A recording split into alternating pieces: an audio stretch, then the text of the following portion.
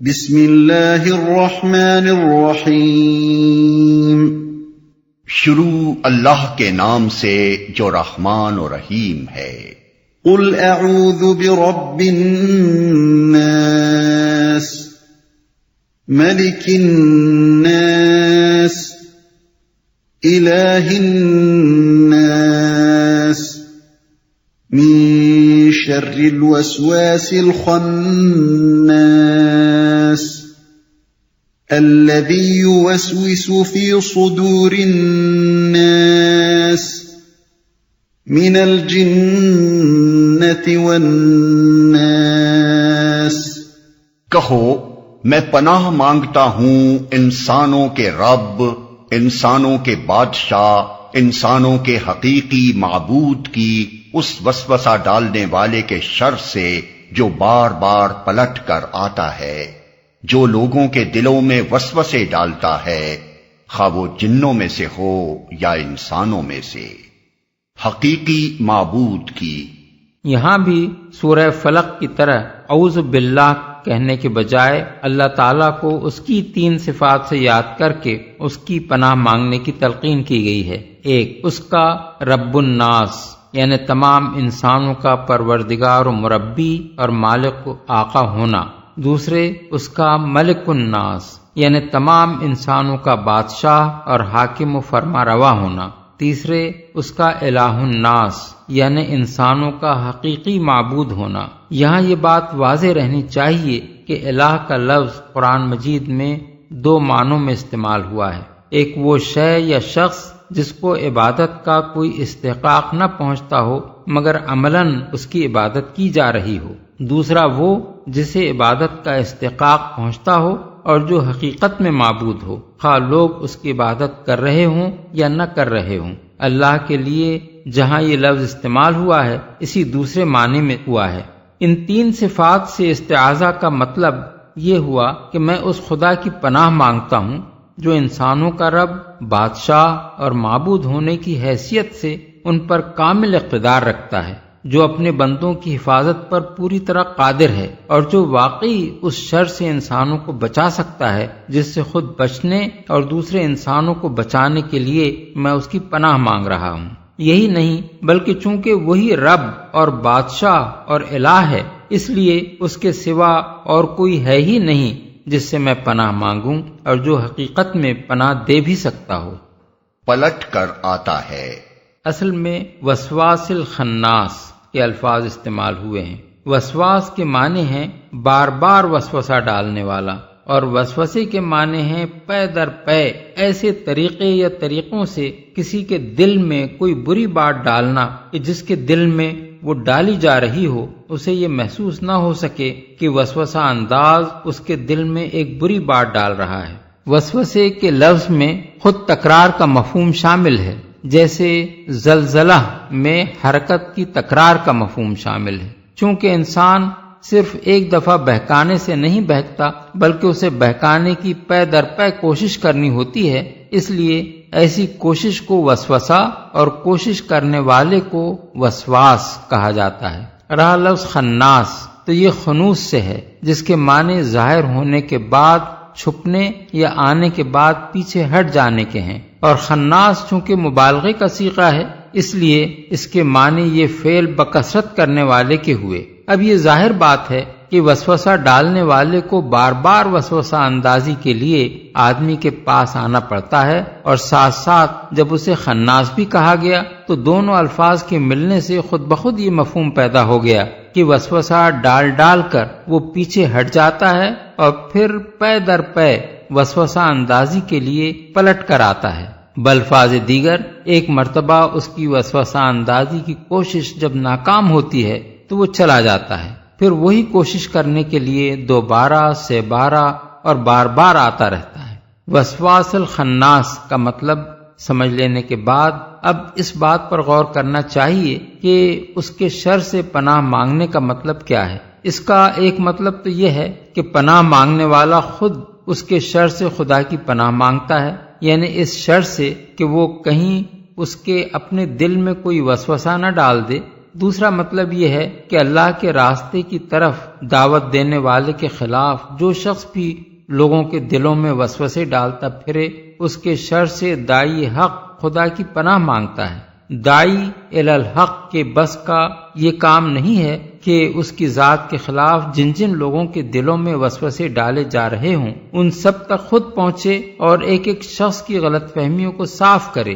اس کے لیے یہ بھی مناسب نہیں ہے کہ اپنی دعوت الی اللہ کا کام چھوڑ چھاڑ کر وسوسہ اندازوں کی پیدا کردہ غلط فہمیوں کو صاف کرنے اور ان کے الزامات کی جواب دہی کرنے میں لگ جائے۔ اس کے مقام سے یہ بات بھی فروتر ہے کہ جس سطح پر اس کے مخالفین اترے ہوئے ہیں اسی پر خود بھی اتر آئے۔ اس لیے اللہ تعالیٰ نے دعوت حق دینے والے کو ہدایت فرمائی کہ ایسے اشرار کے شر سے بس خدا کی پناہ مانگ لے اور پھر بے فکری کے ساتھ اپنی دعوت کے کام میں لگا رہے۔ اس کے بعد ان سے نمٹنا تیرا کام نہیں بلکہ رب الناس، ملک الناس اور الہ الناس کا کام ہے۔ اس مقام پر یہ بھی سمجھ لینا چاہیے کہ وسوسہ عمل شر کا نقطہ آغاز ہے۔ وہ جب ایک غافل یا خالی ذہن آدمی کے اندر اثر انداز ہو جاتا ہے تو پہلے اس میں برائی کی خواہش پیدا ہوتی ہے، پھر مزید وسوسہ اندازی اس بری خواہش کو بری نیت اور برے ارادے میں تبدیل کر دیتی ہے۔ پھر اس سے آگے جب وسوسے کی تاثیر بڑھتی ہے تو ارادہ عزم بن جاتا ہے اور آخری قدم پھر عمل شر ہے۔ اس لیے وسوسہ انداز کے شر سے خدا کی پناہ مانگنے کا مطلب یہ ہے کہ شر کا آغاز جس مقام سے ہوتا ہے اللہ تعالیٰ اسی مقام پر اس کا قلقمہ فرما دے۔ دوسرے لحاظ سے اگر دیکھا جائے تو وسوسہ اندازوں کے شر کی ترتیب یہ نظر آتی ہے کہ پہلے وہ کھلے کھلے کفر، شرک، دہریت یا اللہ اور رسول سے بغاوت اور اللہ والوں کی عداوت پر اکساتے ہیں۔ اس میں ناکامی ہو اور آدمی دین اللہ میں داخل ہی ہو جائے تو وہ اسے کسی نہ کسی بدعت کی راہ سجھاتے ہیں، یہ بھی نہ ہو سکے تو معصیت کی رغبت دلاتے ہیں۔ اس میں بھی کامیابی نہ ہو سکے تو آدمی کے دل میں یہ خیال ڈالتے ہیں کہ چھوٹے چھوٹے گناہ کر لینے میں تو کوئی مذائقہ نہیں، تاکہ یہی اگر کثرت سے صادر ہو جائیں تو گناہوں کا بار عظیم انسان پر لد جائے۔ اس سے بھی اگر آدمی بچ نکلے تو بدرجہ آخر وہ کوشش کرتے ہیں کہ آدمی دین حق کو بس اپنے آپ تک ہی محدود رکھے، اسے غالب کرنے کی فکر نہ کرے۔ لیکن اگر کوئی شخص ان تمام چالوں کو ناکام کر دے تو پھر شیاطین جن و انس کی پوری پارٹی ایسے آدمی پر پل پڑتی ہے، اس کے خلاف لوگوں کو اکساتی اور بھڑکاتی ہے، اس پر گالیوں اور الزامات کی بوچھاڑ کراتی ہے، اسے ہر طرف بدنام اور رسوا کرنے کی کوشش کرتی ہے۔ پھر شیطان اس مرد مومن کو آ کر غصہ دلاتا ہے اور کہتا ہے کہ یہ سب کچھ برداشت کر لینا تو بڑی بزدلی کی بات ہے، اٹھ اور ان حملاوروں سے بھڑ جا۔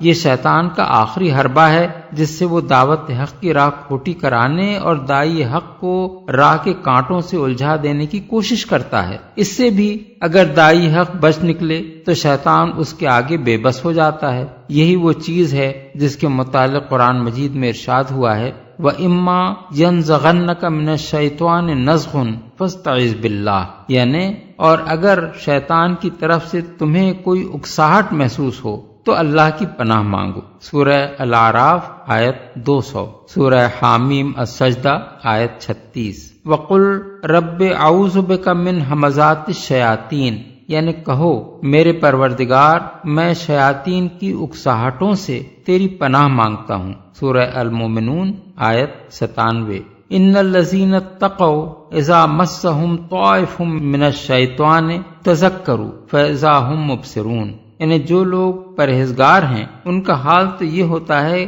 کہ کبھی شیطان کے اثر سے کوئی برا خیال انہیں چھو بھی جائے تو وہ فوراً چونک جاتے ہیں اور پھر انہیں صحیح راستہ صاف نظر آنے لگتا ہے۔ سورہ الاعراف آیت 201۔ اور اسی بنا پر جو لوگ شیطان کے اس آخری حربے سے بچ نکلیں ان کے بارے میں اللہ تعالیٰ کا ارشاد ہے وَمَا يُلَقَّاهَا إِلَّا ذُو حَظٍّ عَظِيمٍ، یعنی یہ چیز بڑے نصیبے والے کے سوا کسی کو حاصل نہیں ہوتی۔ سورہ حامیم السجدہ آیت 35۔ اس سلسلے میں ایک بات اور بھی نگاہ میں رہنی چاہیے وہ یہ کہ انسان کے دل میں وسوسہ اندازی صرف باہر سے شیاطین جن و انس ہی نہیں کرتے، بلکہ اندر سے خود انسان کا اپنا نفس بھی کرتا ہے۔ اس کے اپنے غلط نظریات اس کی عقل کو گمراہ کرتے ہیں، اس کی اپنی ناجائز اغراض و خواہشات اس کی قوت تمیز اور قوت ارادی اور قوت فیصلہ کو بدراہ کرتی ہیں، اور باہر کے شیاطین ہی نہیں،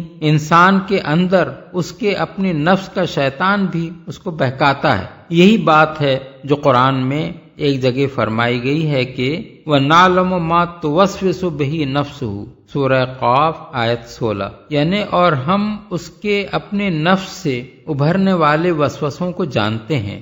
اسی بنا پر رسول اللہ صلی اللہ علیہ وسلم نے اپنے مشہور خطبہ مسنونہ میں فرمایا ہے نعوذ باللہ من شرور انفسنا، یعنی ہم اللہ کی پناہ مانگتے ہیں اپنے نفس کی شرارتوں سے یا انسانوں میں سے۔